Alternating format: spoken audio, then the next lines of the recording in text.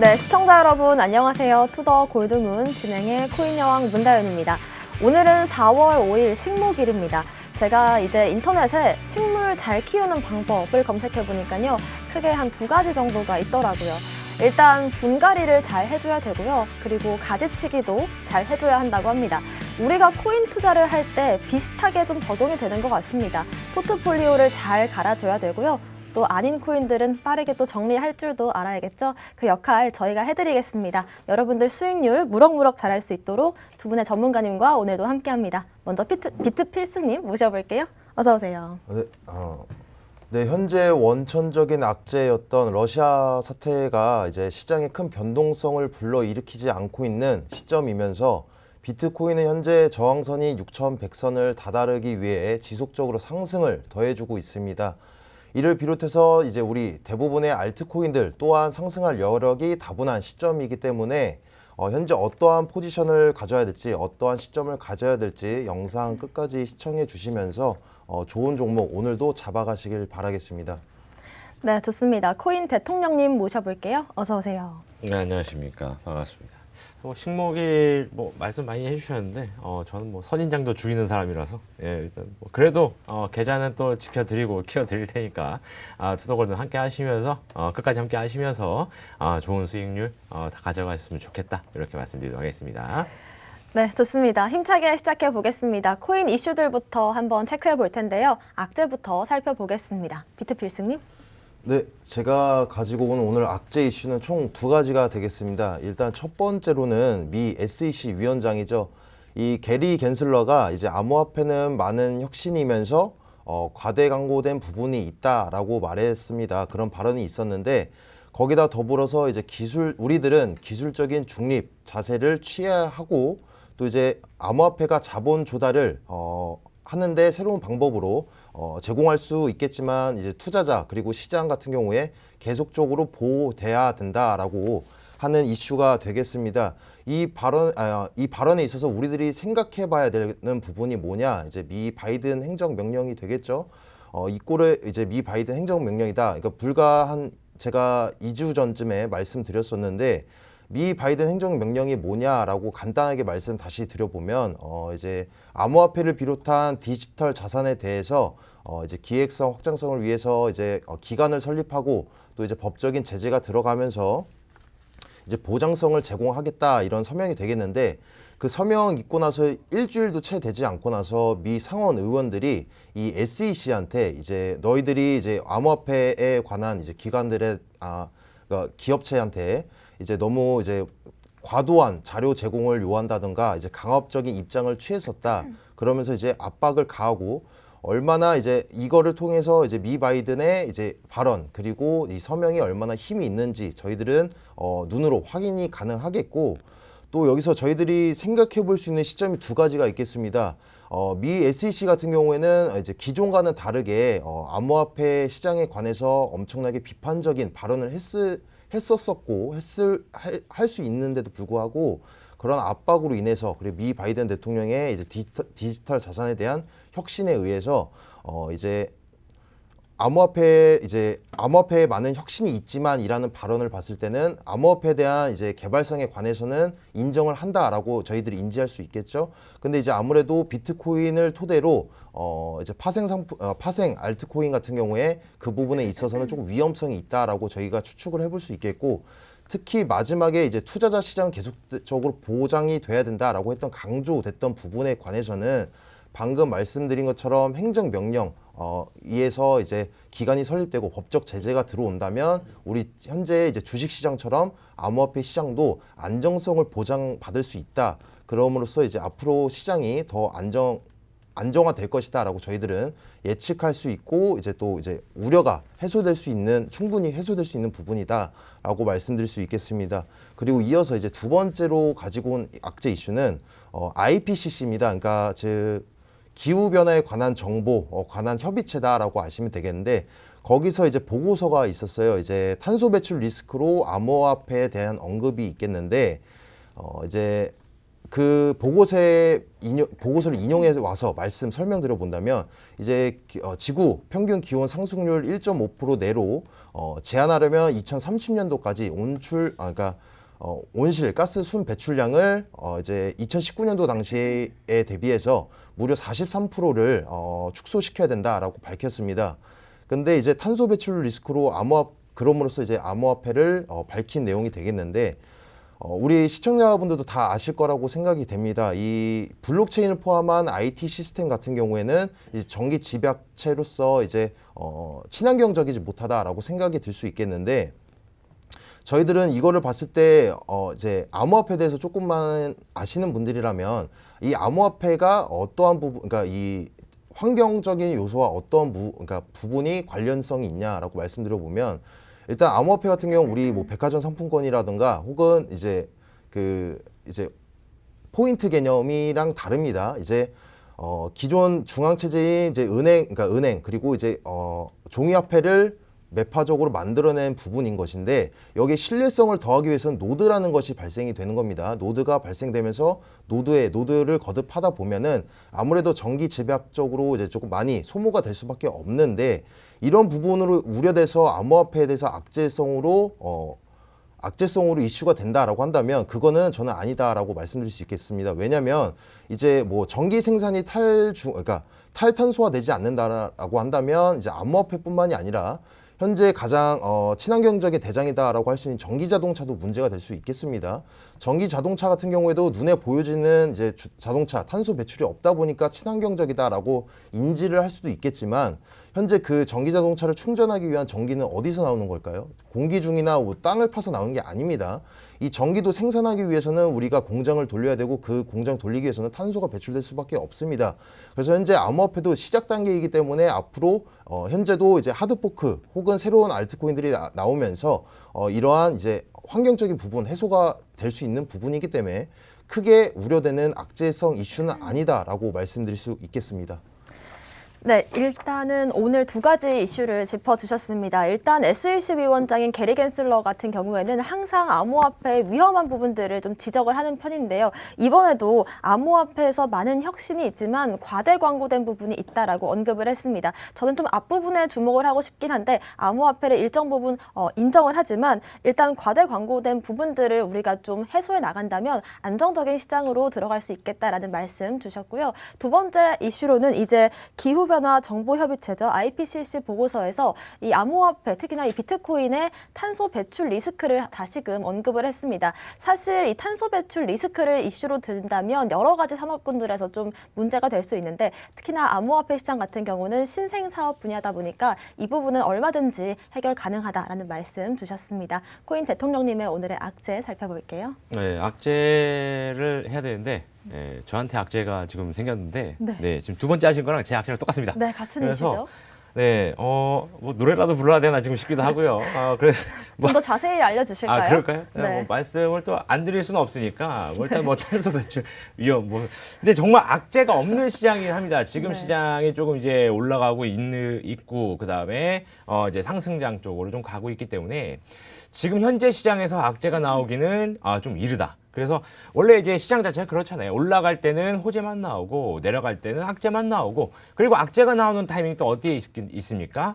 시장이 한참 올라가고 끝자락에 악재가 스멀스멀 나오기 시작하죠. 뭐 주의해야 된다, 뭐 하락 가능성이 있다, 뭐 등등 뭐 이렇게 해서 나오는데 저도 오늘 악재를 좀 악재를 찾아보는데 정말 악재가 없더라고요. 다 호재만 있어요. 다 호재만 있고 악재는 뭐 그냥 뜨문 있는데 뭐 말씀드릴 악재는 뭐 없고요. 솔직히 말씀드려서 뭐 그렇게 뭐 솔직히 뭐 이런 그러니까 악재로 치자면 뭐 있긴 있었지만.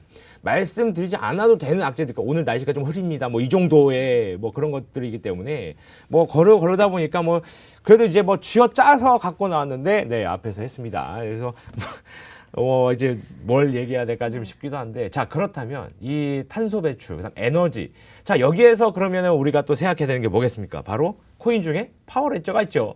그래서 할 거 없으니까 파워레저 차트 보면서 또 네. 분석도 해드리도록 하겠습니다. 왜냐하면 파워레저에 대해서 굉장히 그 이제 궁금해하시는 분 많으실 거고, 그 다음에 이제 뉴딜 정책, 그 다음 뭐 작년부터도 많이 나왔었어요. 이 뭐 에너지원에 대한 어떠한 뭐 움직임들.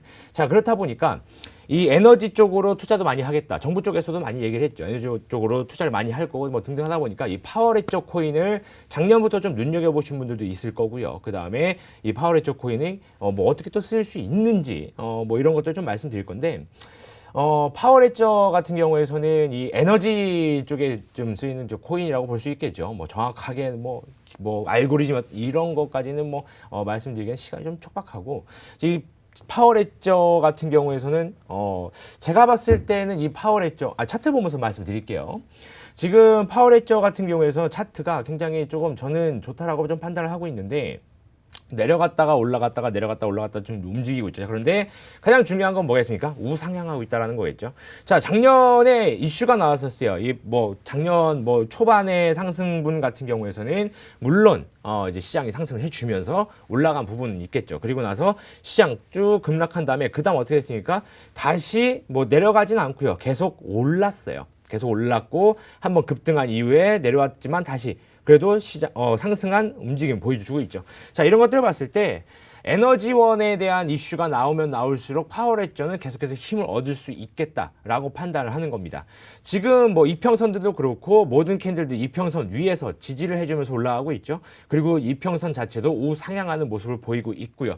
그렇기 때문에 에너지원에 대한 이슈가 나온다. 제가 오늘 뭐 말씀드린 이 탄소 뭐 어쩌고저쩌고 뭐 얘기하면서 파워레저도 말씀을 드리려고 했었는데, 이런 에너지원에 대한 어떤 뭐 탄소 배출에 대한 위험성 이런 것들로 나왔을 때는 파워레저가 힘을 더 얻어주면서 올라갈 가능성이 매우 높다라고 좀 볼 수 있겠고, 이 상황에서 그렇다고 지금 그렇다면 파워레저를 그냥 막 매수를 해가지고 뭐 지금 뭐 700원인데 10,000원 이건 아니고요. 네, 이건 아니고. 코인도 역시나 적정 가격이라는 게 있겠죠. 물론 이제 주식과는 다르게 주식은 적정 가격이라는 게 있지 않습니까? 뭐 재무제표라던가 아니면 뭐 이슈들 이런 것들을 좀 봤을 때, 공시하는 것들을 좀 보았을 때 뭐 이 주식의 뭐 가격의 적정 가격은 뭐 1,000원이다라고 했을 때 그 이하라면 올라가겠고 위에 있다면 내려가겠고 뭐 그렇게 해서 이제 가격이 결정되고 시장에서 평가를 받겠지만, 코인 같은 경우에서는 그렇지 않죠. 적정 가격은 아직 결정이 되지 않았기 때문에 위아래로 크게 요동을 치고 있다라고 좀 볼 수 있는데, 뭐 파워레저 지금 뭐 적정 가격이 솔직히 10,000원, 20,000원, 10만원이 될 수도 있겠지만 10원이 될 수도 있습니다. 그죠? 그래서 이런 에너지원에 대한 이슈가 나올 때는 뭐 적정 가격이 그래도 조금 이제 높게 평가는 될 수 있겠다라고 판단을 하면서 뭐 소극적으로 좀 투자를 하시는 거지, 코인 같은 경우에서는 제가 항상 말씀드리잖아요. 소극적으로 투자하시라고. 왜냐하면 적정 가격이 없기 때문에. 그래서 뭐 한 코인에 그냥 내 투자금은 몰빵. 이거는 절대 안 됩니다. 한 코인에 많이 뭐 들어가봐야 10% 정도, 내 투자금 10% 정도 들어가주면서 이렇게 해서 어느 정도 수익을 좀 보면서, 그 다음에 이 코인은 정말 뭐 미래가 있고 뭐 이렇게 좀 판단이 되었을 때 비중을 이 30%, 40%까지 늘리는 거지. 그렇게 투자하지는 마셔라라고 좀 말씀을 드리겠고, 파워레저 또한 똑같아요. 뭐 탄소 배출 위험에 비트코인 뭐 암호화폐가 추가가 됐고, 그다음에 뭐 이런 말도 이제 세계적인 탄소 공급원이 될 수 있다라고도 이제 보고서에서 나온 만큼 뭐 조금 이제 에너지원에 대한 어떤 뭐 그런 이슈가 좀 더 강해지긴 하겠지만, 그렇다고 해서 파워레저에 엄청나게 큰 돈을 투자하시지 마셔라. 뭐 이렇게 말씀드리도록 하겠습니다. 네, 일단은 이 암호화폐와 탄소 배출 리스크 관련해서는 오래 전부터 있었던 이슈인데요. 이것조차도 지금 현재 이 시장에서 유일무이한 악재다 이렇게 보여지고, 지금 시장 호재만 남은 시장이 아닌가라는 기대감도 드는 이슈였습니다. 특히나 이 에너지 메타 관련해서 대장주로 파워레저가 항상 꼽히는데요. 관련해서 차트 분석과 투자 조언까지 참고해 보시길 바라겠습니다. 그럼 지금부터는 호재 뉴스도 한번 체크해 볼게요. 비트필승님. 네, 제가 오늘 가지고 온 호재도 두 가지가 총 되겠습니다. 일단 첫 번째로는 미국 암호화폐 거래소 이 제미니에서 설문조사를 했습니다. 그 설문조사로는 이제 20개국에서 3만여 명을 토대로 이제 설문조사를 한 결과인데, 이제 그 설문조사 결과에 따르면 브라질 그리고 인도네시아의 응답자 41%가 이제 지난해 처음 암호화폐를 구입한 것으로 나타났다. 그리고 이제 이번 조사에서 암호화폐를 고려하는 사람들 입장에서 왜 수요를 늘리려고 하는 것인가라고 했을 때는 가장 큰 영향력을 미치는 게 아무래도 인플레이션으로 인한 화폐의 가치성이라고 설문조사 결과가 나왔습니다. 거기다 특히 이제 지난 5년 동안 미달러 대비해서 통화 가치가 급락한 이제 인도 그리고 인도네시아 응답자 한 64%가 이제 암호화폐 인플레이션 위험의 해지 수단으로서 인지를 하고 있는 상황이고 거기다 장기적으로도 보유할 것을 표한 확률이 사람도 많게 나온 설문조사가 되겠습니다. 여기서 우리들이 생각해 봐야 될 점이 뭐냐, 바로 이 해지 수단이 핵심입니다. 왜 핵심이냐면 현재 제가 두 번째 호재로서도 말씀을 드릴 거지만 현재 러시아 사태가 있죠. 이런 인플레이션으로 인해서 우리의 통화 가치가 하락을 한다면 나는 노동을 통해서 월급을 받고 이제 그걸로 인해서 의식주를 해결해 나가는데 나는 생활의 변화된 것이 없는데 세계적인 시장의 변화에 따라서 의식주가 힘들어진다? 그렇다면 이제 아무래도 특히나 개발도상국이나 후진국들 입장에서는 현재 세계적으로 인플레이션으로 인해서 금리 인상이 온다면 가장 타격을 받는 게 후진국이나 개발도상국에 먼저 도래할 수밖에 없습니다. 그러다 보니까 그만큼 암호화폐에 대한 수요가 급증하는 것이고 투기 자산이 아닌 이제 다른 해지 수단으로서 자산을 역할을 보여주는 실사례다. 그렇다고 저희가 인지를 할 수 있겠습니다. 일단 브라질 같은 경우 인구 수만 2억 1,000명, 그리고 인도네시아 같은 경우에 2억 7천 명입니다. 방금 말씀드린 것처럼 작년 한 해 처음 투자한 사람들이 41%인 것이지 앞으로 투자할 사람들은 투자할 사람들은 더 늘어날 것이고 그만큼 금액이 늘어나면서 수요의 증가로 인해서 암호화폐 시장의 자금이 그만큼 더 올라갈 여력이 충분하다. 그만큼 이제 현재도 이제 불장 초입이다라고 말씀을 드릴 수 있을 정도로 비트코인이 좋은 흐름을 보여주고 있는데 거기다 이런 수요까지 증가가 된다라고 한다면 정말 앞으로 기대되는 시장이 전망이 되겠죠. 그리고 방금 말씀드렸을 때 이제 두 번째 호재로서는 일단 이제 러시아의 추가 제재. 그러니까 우려에도 지금 미증시가 오름세를 보였었습니다. 오늘 새벽 중으로. 여기서 이제 현재 우크라이나 대통령이죠. 대통령이 이제 부차라는 지역을 비롯해서 여러 지역에서 러시아군이 민간인을 집단 학살을 했다라는 주장이 나왔습니다. 그러면서 이제 평화 협상은 더 어려워졌다라고 입장을 표명했어요. 그러면서 이제 유럽연합 EU에서 이제 이 우려에 관해서 이제 러시아에 대한 추가 제재를 논의 중이다라고 할 정도로 현재 안 좋은 악재성이 맞습니다. 악재성이 맞는데 왜 호재로 가져왔냐? 제가 저저번 주 방송에서도 말씀을 드렸습니다. 러시아가 지금 현재 시장에서 가장 변동폭을 불러일으키는 가장 큰 원천적인 악재 이슈인데 장기전이 우려되면 당연히 시장이 좋을 수밖에 없습니다. 미증시에도 안 좋고 특히 비교적 더 이제 안전하지 못하다고 판단될 수 있는 이제 우리 암호화폐 시장에 더 큰 변동성을 일으킬 수도 있겠지만 미증시가 오히려 지금 이러한 장기전이 우려되는 상황 속에서도 오히려 반등을 보여주고 높게 올라와 주는 것처럼 암호화폐 시장에서도 현재 크게 타격을 안 보이고 있다는 걸 저희들은 눈여겨볼 수 있겠죠.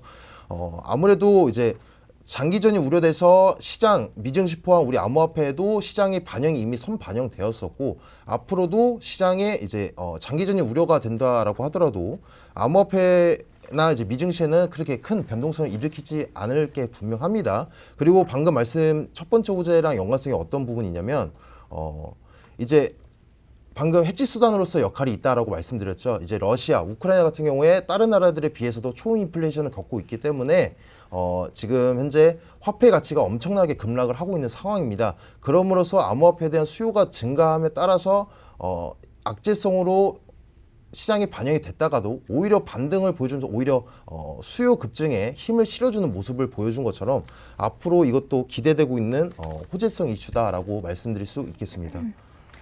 네, 최근에 20개국에서 3만 명을 대상으로 암호화폐 인식에 대한 조사를 했다고 합니다. 특히나 인도와 인도네시아 같은 국가에서 이제는 암호화폐가 인플레이션 해칭 수단으로서 전망을 받고 있다라는 게 좀 주목해 볼 만한 포인트인 것 같은데요.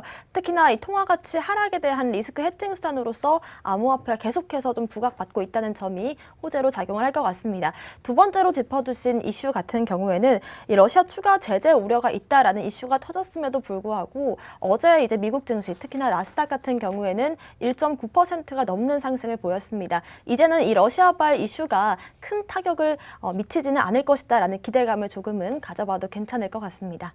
코인 대통령님의 오늘의 호재 살펴볼게요. 호재네요. 예, 다행히 안 개쳤습니다 이번에. 네, 좋습니다. 그래가지고 예, 또 할 말이 좀 있을 것 같아요. 예.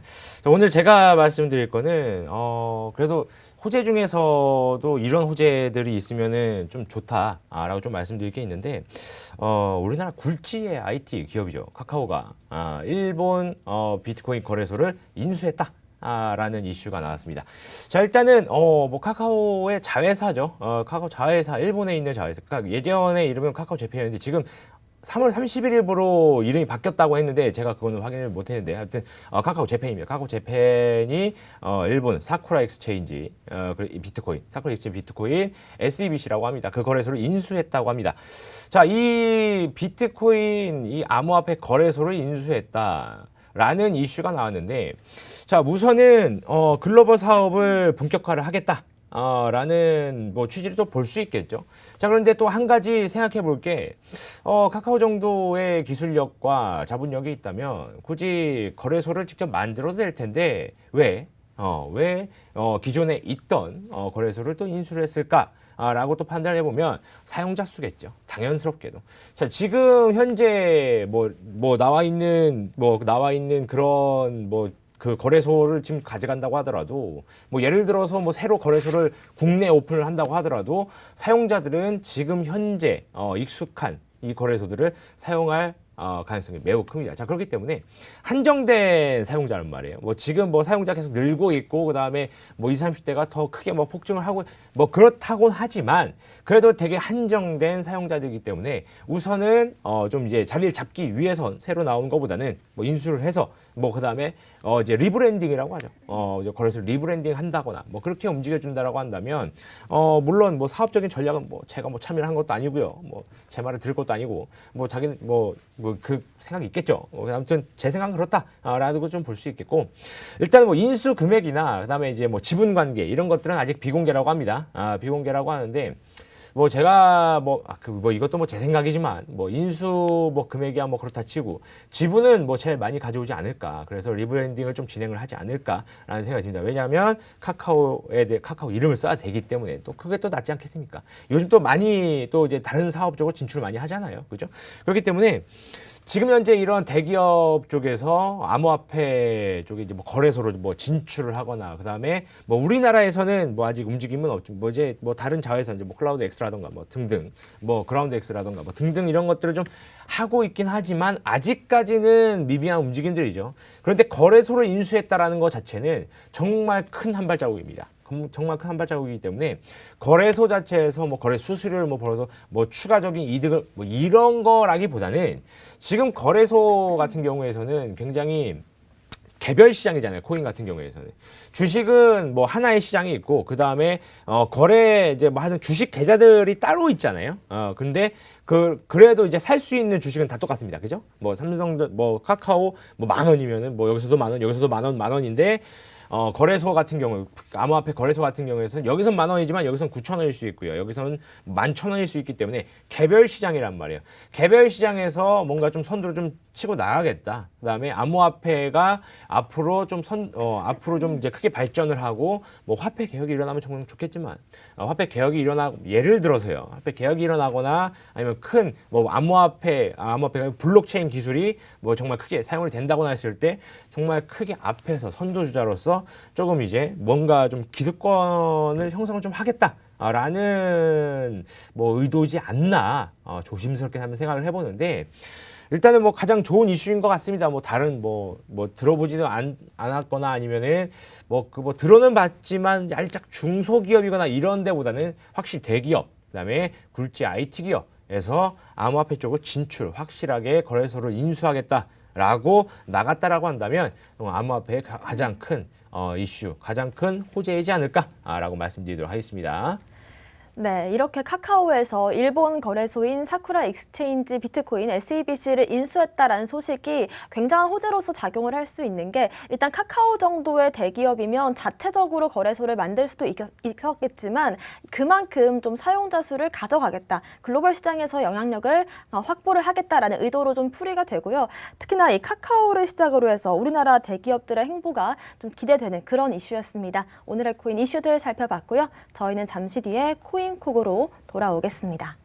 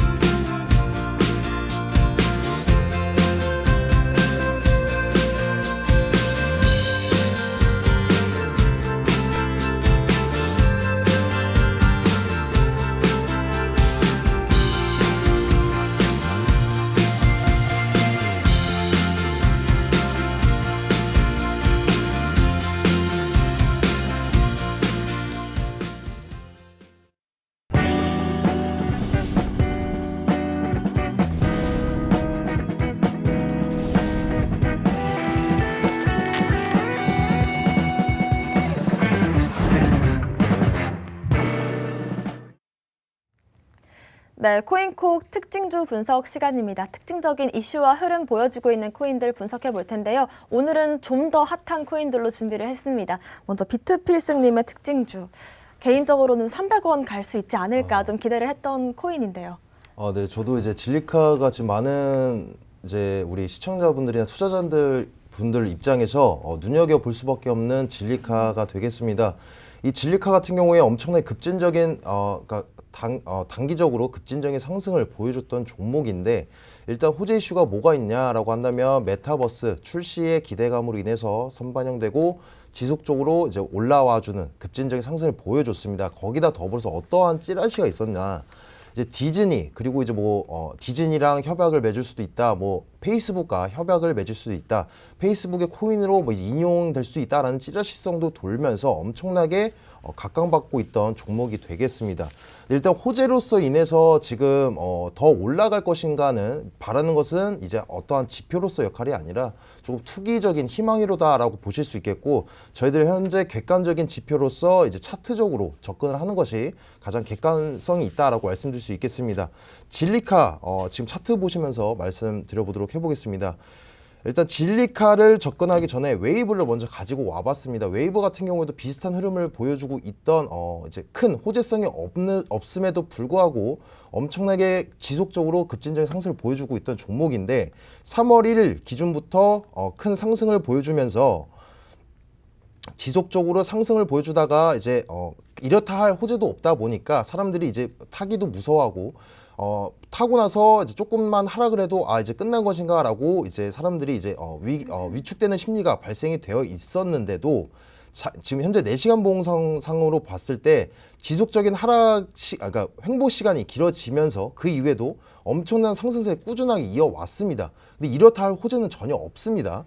그런데 이제 우리 진리카 같은 경우는 이제 끝난 건가요? 아니면 지금이라도 탔을 때 수익을 볼 수 있나요? 라고 생각들이 우려가 많이 되시는 상황인데 진리카 같은 경우도 급진적인 상승이 나왔습니다. 일단 월봉 먼저 보시겠습니다.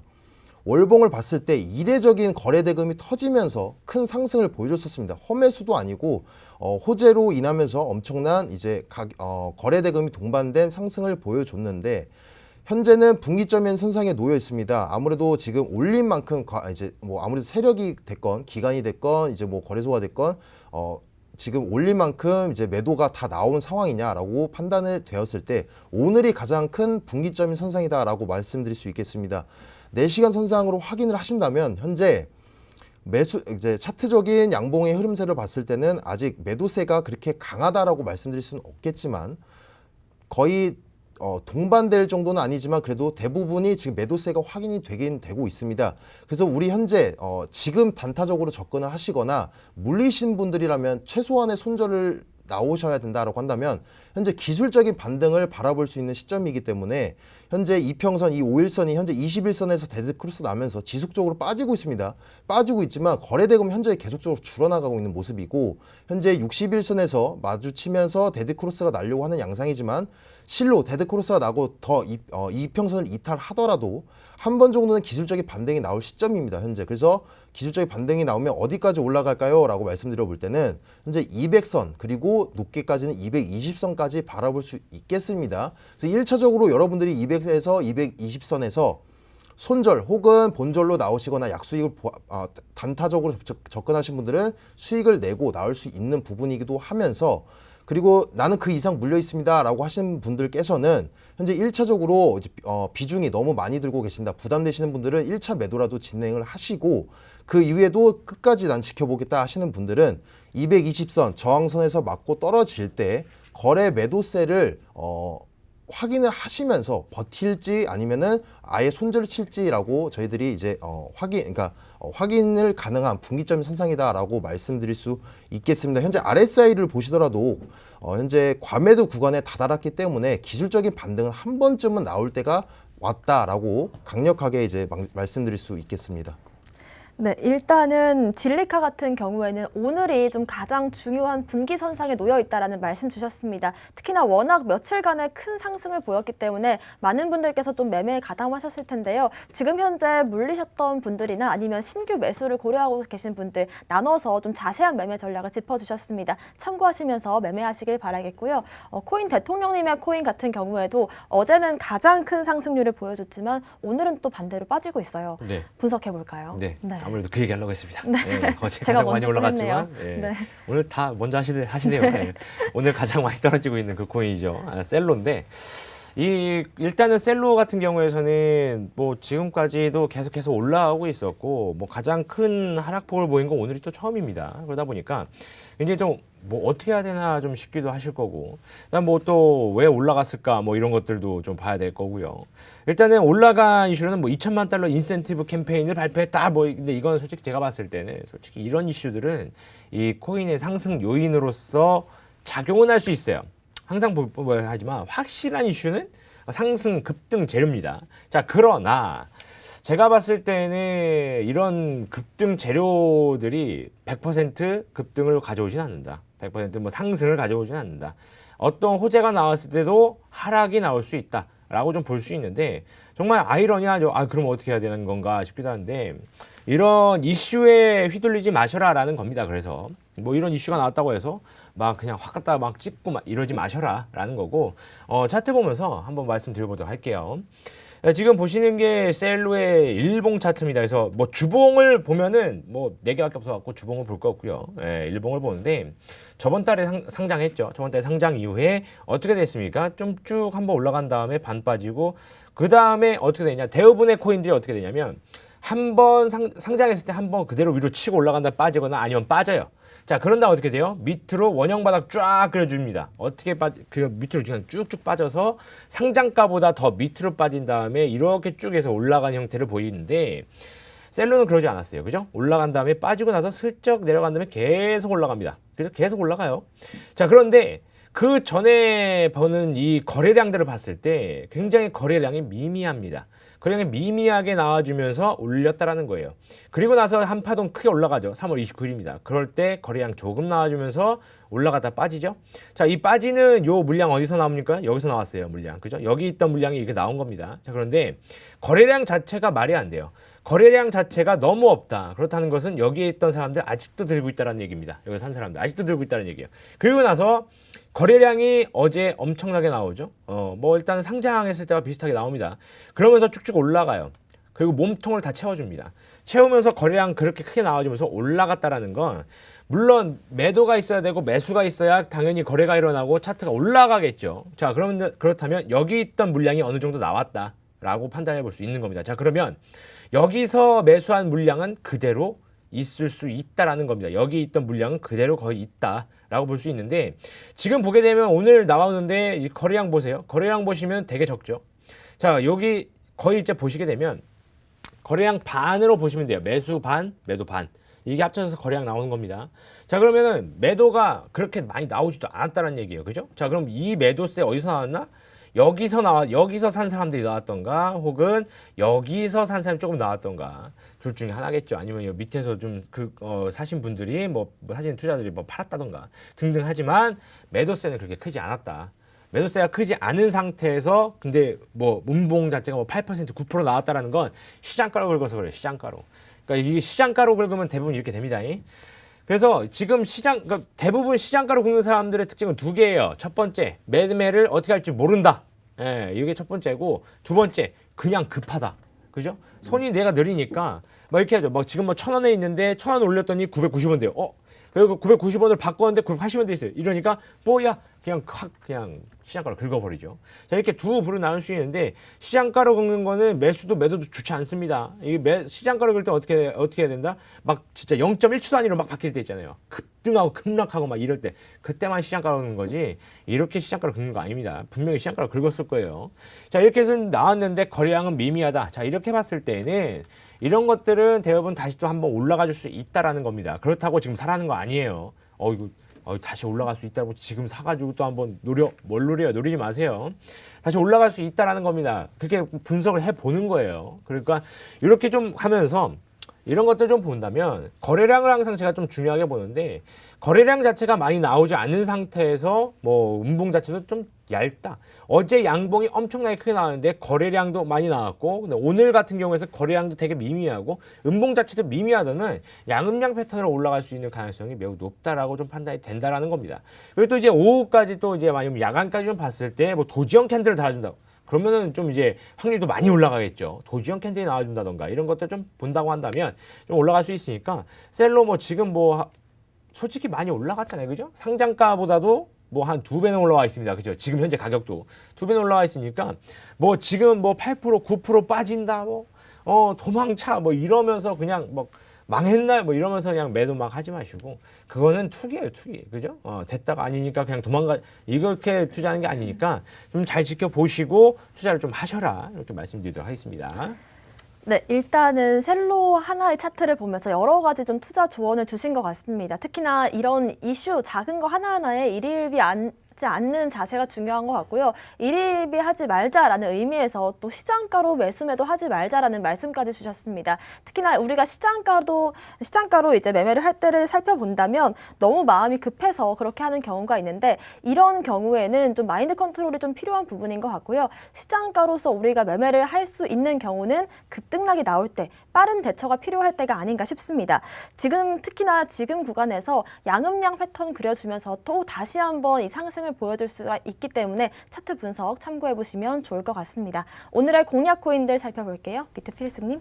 네, 제가 오늘 가지고 온 공략 종목은 샌드박스입니다. 샌드박스가 같은 경우에는 이제 여러분들 다 아시다시피 이제 메타버스의 대장 주로서 엄청나게 이제 주식으로 따지면 가치주겠죠. 실적주가 있다면 가치주가 있는데 가치주로서 메타버스 같은 경우에 이제 전문가의 말을 인용해 보면 2030년도까지 가치 시가총액이 뭐 이제 경단위가 넘어갈 수 있다. 그러니까 샌드박스가 경단위가 넘어간다는 게 아니라 메타버스의 이 섹터, 이 분야들이 종합적으로 경단위가 넘어간다라고 할 정도로 정말 전망이 좋은 섹터가 되겠습니다.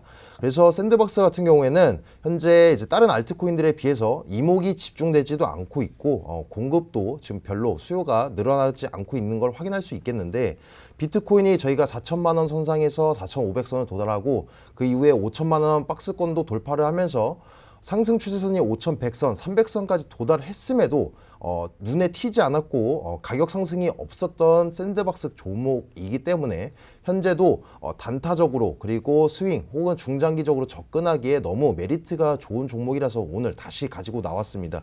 차트 보면서 말씀드리도록 하겠습니다.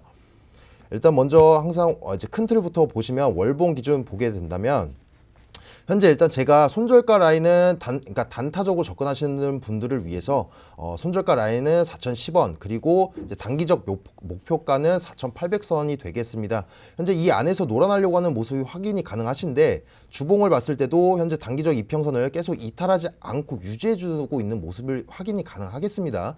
그럼으로써 단기적으로도 왜 메리트가 있나?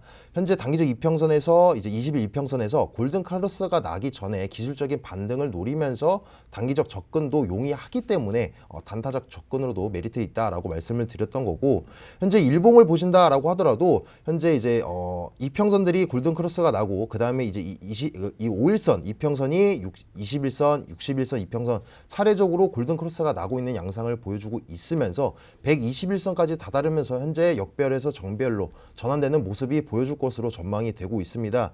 그러면서 현재 가치성으로 이제 여러분들이 중장기적 포트폴리오에 편입을 하셔서 올해 이제 상승장이 동반될 때까지 더 가져가셔도 되고 현재 나는 단기적인 접근이 좋습니다라고 한다면 현재 접근을 하셔서 4,800선까지 노리기에도 괜찮다라고 말씀드릴 수 있겠습니다. 항상 이제 우려할 점은 뭐냐면 워낙 섹터도 강하고 전망이 좋은 종목이긴 하지만 제가 저번 방송에서도 말씀을 드렸다시피 현재 메타버스의 대장은 샌드박스와 디센트럴랜드가 맞지만 현재 새로운 플랫폼이 나온다던가 진리카와 같은 새로운 코인이 대장이 이제 치워진다라고 한다면 샌드박스의 중장기적 메리트는 줄어들 수도 있다라는 점을 항상 인지를 하시면서 이제 개별적인 호재 이슈도 다른 알트코인과는 다르게 호재 이슈도 항상 확인을 하시면서 장기적으로 접근하실 때는 그렇게 접근하시길 권유드리고 있습니다. 네, 일단은 비트필승님의 샌드박스 같은 경우에는 스윙으로 접근하시는 게 좋겠다라는 말씀 주셨습니다. 워낙에 가치적으로 좀 탄탄한 코인이기 때문에 그런 말씀 주신 것 같은데 저희가 또 스윙이다라고 할 때 그 기간이 어느 정도인지 감이 안 오는 경우가 많거든요. 네, 스윙이라고 하면은 이제 보통 이제 정의적인 표현으로는 정의적인 표현으로는 이제 주 단위가 되겠는데 저 같은 경우에도 이제 단기적인 관점은 이제 일주일 내외를 저는 단기적인 관점으로 보고 있고 스윙 같은 경우에 주 단위로 2, 3주 혹은 이제 한 달 내외로 보고 있는 게 저는 스윙적 관점이라고 말씀드리고 있습니다. 일단 사전적 정의와는 전문가 그리고 개별마다 다르다는 점 그거는 인지해 주시면 감사하겠습니다.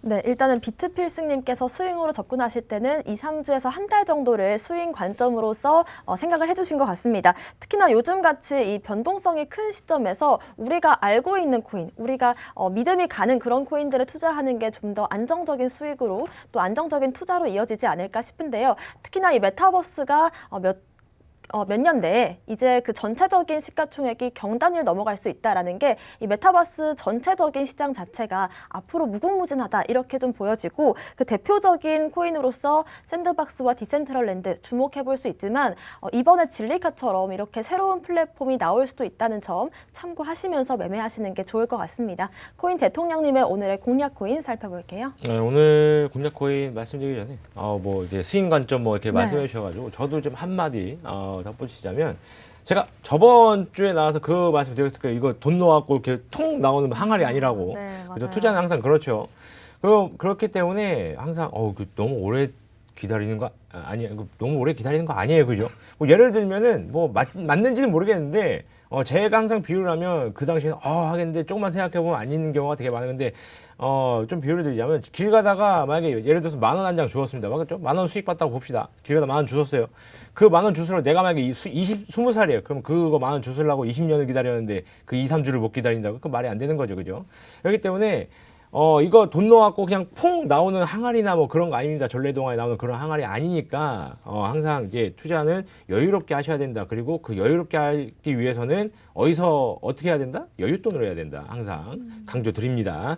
그래서 오늘 제가 말씀드릴 코인은 라이트코인입니다. 라이트코인인데 라이트코인을 제가 잘 추천을 드리지는 않는 코인 중에 하나입니다. 왜냐하면은 좀 메이저 쪽에 좀 속해 있기도 하고, 그 다음에 라이트코인 자체가 뭐 그렇게 큰 이슈도 없을 뿐더러 예전부터 좀 그랬었어요. 그래서 일단은 메이저 코인이라고는 하지만 저는 준 메이저라고 좀 생각을 합니다. 메이저와는 조금 거리가 있다라고 좀 생각이 들고, 그래도 근데 또 메이저긴 하다라는 생각도 들긴 하는데, 자, 왜 그러냐면 2022년이니까 한 4년 전이었을 거예요. 2017년도, 18년도 요때였을 건데, 정확히 기억이 안 나네요. 2017년도, 18년도일 건데, 자, 그때 라이트코인이 어떤 이슈가 나왔었냐? 신용카드 발행한다라고 했었습니다. 그래서 라이트코인은 신용카드가 발행이 돼서 뭐 이제 상용화를 시켜서 뭐 등등 이렇게 해서 가지고 그때 막 급등을 하고 있었어요. 당연하죠. 신용카드가 나오고 쓸 수 있다고 한다면 충분히 상승을 하겠죠. 자, 그런데 당일날 어떤 이슈가 나냐? 무기한 연기라는 뭐 말도 안 되는 이슈가 나와버렸어요. 그러면서 뭐 급락했죠. 예, 뭐 곤박질 치고 난리가 났었을 때, 자, 그리고 나서 지금 현재까지 나온 이슈 중에 그 신용카드에 대한 이슈는 아직도 한마디도 언급이 없습니다. 자, 그렇기 때문에 메이저라고 하기에는 뭐 사이즈나 이런 걸 봤을 때 메이저긴 한데 하는 행동으로 봤을 때는 메이저 같지는 않고 뭐 등등 이런 얘기가 나오고 있죠. 그래서 저는 준 메이저라고 보는데, 그래도 좀 이제 상승할 때는 또 크게 상승을 또 해주고 하기 때문에 좀 괜찮은 코인일 수 있다. 지금 또 시장이 상승 초입 시장이기 때문에 상승 초입에서는 우선 메이저 쪽, 그 다음에 준 메이저 쪽 먼저 보는 것도 나쁘진 않다라고 판단을 해서 라이트코인 말씀드립니다. 그래서 차트 보면서 추가적인 설명 드리도록 할게요. 자, 지금 보시고 계신 게 라이트코인의 차트입니다. 일봉 차트인데, 지금 보시면은 뭐 작년 같은 경우에는 한 뭐 50만 원까지 뭐 치솟았다가 그다음에 쭉 내려서 30만 원 갔다가 뭐 지금 15만 원이에요, 그죠? 15만 원이고, 어떻게 보면은 좀 이제 저점 구간이라고도 볼 수 있는데, 예전 같은 경우에서는 뭐 10만 원도 아니었습니다. 몇만 원. 근데 뭐 이쪽 라인 때야, 2020년 라인 때야, 2021년 들어서면서 다 저점으로 떨어졌기 때문에, 또 저점을 완전 올려버렸기 때문에 솔직히 이쪽 뒤에 2021년 뒤에 차트를 보는 건 솔직히 무의미하다라고 볼 수 수 있어요. 왜냐하면 대부분의 코인, 뭐 99%의 코인이 2021년을 기점으로 차트가 전부 다 저점을 다 올려놨습니다. 그죠? 보시면 알 거예요. 이거 밑에 다 그냥 무슨 뱀처럼 뭐 보아그로 뱀처럼 여기 뒤에 다 깔려 있는데 이쪽을 그냥 저기는 보지 마시고 앞에만 본다면 지금 현재 올라와서 뭐 지금 저점이라고도 좀 판단을 할 수 있겠죠. 지금 현재 가격대가 15만 원 라인대가 저점이라 판단할 수 있어요. 그렇기 때문에 지금 요 라인대에서 그 위에 저항 라인대를 돌파를 해준다면은 다시 한번 상승을 해줄 수 있는 힘을 좀 얻을 수 있다. 자, 그리고 여기 봤을 때 지금 보시면 61선이 있죠. 61선이 있는데 항상 이런 말씀을 드립니다. 자, 올라가다가 상승을 쭉 해주다가 61선이 딱 꺾여요. 그리고서 차트가 내려옵니다. 자, 이럴 때는 절대로 매수를 하면 안 된다라고 말씀을 드려요. 왜? 계속해서 차트가 61선을 저항을 맞고 떨어지기 때문에 계속해서 떨어집니다. 그죠? 자, 그런데 어떻게 되겠습니까? 지금 61선이 다시 한번 밑으로 내려갔고 그 다음에 단기 이평선들이 올라와서 차트를 밀어 올렸어요. 자, 이렇게 된다면 추가적으로 시장이 급락을 하지 않는다면은 정상적으로 뭐 옆으로 횡보를 하던 아니면은 상승을 하던 둘 중에 하나는 할 수 있다라고 판단을 하는 겁니다. 그죠? 그래서 지금 현재 시장이 상승 초입 시장이다. 라고 판단해 볼 수 있겠고, 뭐 지금 뭐 좀 3월 달에서 4월 달 조금에서 올라가는데 이제 상승 끝난 건가요? 라고 물어보시는 분들 많아요. 아직 상승 초입이라고 말씀드리겠습니다. 아니, 조금 더 갈 수 있는, 뭐 위에 분이 많기 때문에 아직 뭐 다시 급락할 이유는 없잖아요. 그죠? 급락할 이슈도 없고. 그렇기 때문에 상승을 조금 더 기대를 해볼 수 있겠고, 자, 그래서 매수해 볼 수 있는 가격 15만 3천 원 이하로 좀 드릴게요. 지금 400원인데 0.26% 올라간 겁니다. 400원이면. 그러니까 뭐 지금 사셔도 돼요. 근데 제시는 10만 3천 원 이하로 제시를 해드리도록 할게요. 자, 그래서 이제 목표가는 제가 봤을 때는 20만 원 라인대로 보면 될 것 같습니다. 왜 그러냐면 지금 그 바로 위에 라인대에서 저항 라인대가 뭐냐면 18만 원 라인대가 있어요. 여기는 조금 18만 원 라인대 돌파는 가능할 것 같다. 라고 판단이 되기 때문에 18만 원 돌파 이후 20만 원 라인대 목표가 잡으시면 좋을 것 같고, 자, 손절 라인대 잡아야죠. 딱 10만 원 밑에입니다. 14만 3천 원. 자, 어디냐? 딱 봤을 때 61선이 지금 지지하고 있는 라인대. 61선이 지금 현재 가리키고 있는 저 라인대가 바로 좀 손절 라인대다. 왜 그러냐면 내려간다고 하더라도 61선이 지지를 하고 반등을 해주면은 그대로 다시 올라가는데 지지하지 못하고 이탈해버리면 그대로 다시 내려가요. 61선이랑 같이 내려가요. 자, 어느 부분이랑 비슷하게 내려간다? 여기랑 똑같죠. 지지하지 못하고 내려가면 같이 내려갑니다. 그렇기 때문에 저 라인 때 14만 3천 원 라인 때 이탈하면 이제 추가적인 손실을 대비하셔라. 이렇게 말씀드리도록 하겠습니다. 네, 우리가 상승 초입 구간에서 공략해볼 만한 코인들이라고 한다면 메이저 코인이나 준메이저 코인이 될 수 있겠는데요. 그 대표적인 코인으로 라이트 코인 매매 전략 세워주셨습니다. 특히나 우리가 좀 이 코인 투자를 할 때 스윙도 하기 어렵고 시장가로서 계속 매매를 하시는 분들께도 투자 조언을 주셨는데, 이게 가능하려면 스윙과 좀 진득한 투자가 되려면 여윳돈으로 하셔라 라는 말씀까지 다시금 강조해 주셨습니다. 지금이 불장 초입인지 긴가민가 하시는 분들 많으실 텐데 잠시 뒤 오후 1시 반부터 여기에 대한 해답 드리겠습니다. 저희 무료 방송으로 진행하고 있습니다. 함께 하실 수 있는 방법 안내해 드리겠습니다. 먼저 컴퓨터로 들어오시는 분들은요, 팍스경제TV 홈페이지에 들어오셔서 좌측 하단 보시면 투더 골드문 배너가 있습니다. 배너를 클릭하시면 바로 전문가님들의 실시간 무료 방송으로 연결이 되고요.